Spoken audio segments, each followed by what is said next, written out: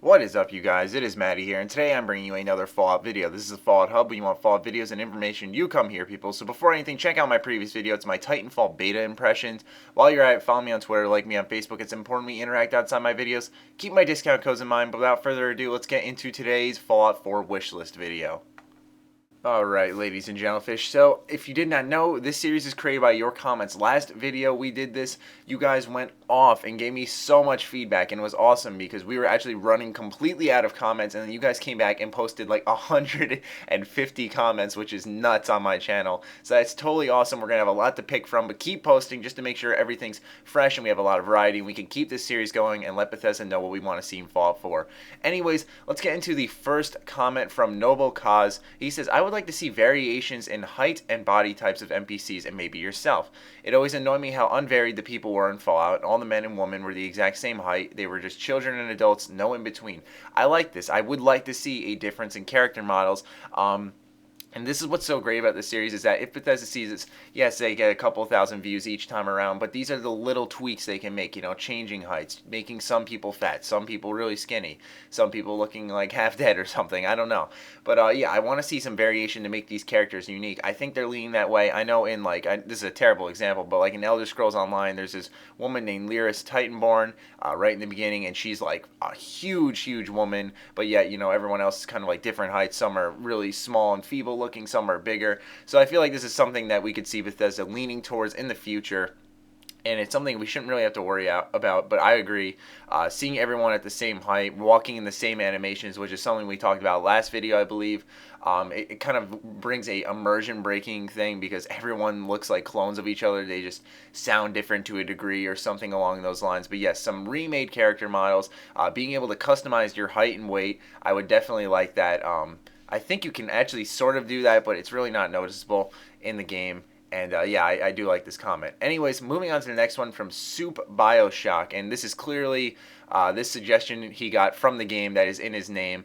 He says more holotapes that are from before the war and after the war, and maybe even video recordings of people from before the war that the player can find, and then there could be a small quest tied to them. So I like this idea because Bioshock Infinite is easily, and just the Bioshock series in general, is one of my favorite series of all time, and I love having that optional storytelling that you don't need to understand what's going on, but it's still there. So if you want to learn more about the universe, you can pick up these holotapes and learn about the universe. And this is something that Bethesda and a lot of games should adapt. It doesn't. It's not one of those things where it fills in the big gaps in the main plot or anything.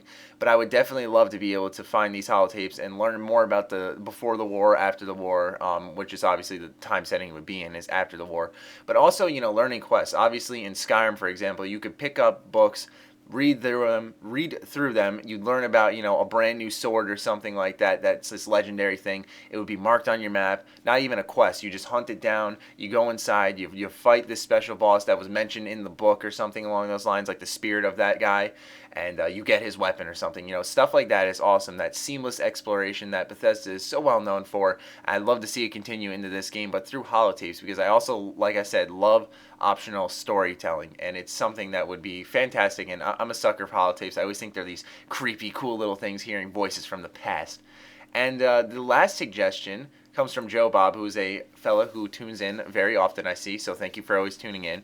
He says, I feel like the entire Bethesda RPG engine needs some depth. All those little things that get suggested, such as the physics, the AI, the weather, all needs to be implemented. And I agree. We have covered all this stuff in the past before, but I do feel that a new engine seems to be in order.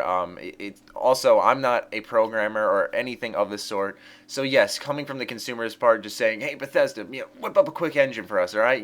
No, it's obviously not that easy. But would I like to see one? Yes, I'd like to see Bethesda create a new engine for their next generation games.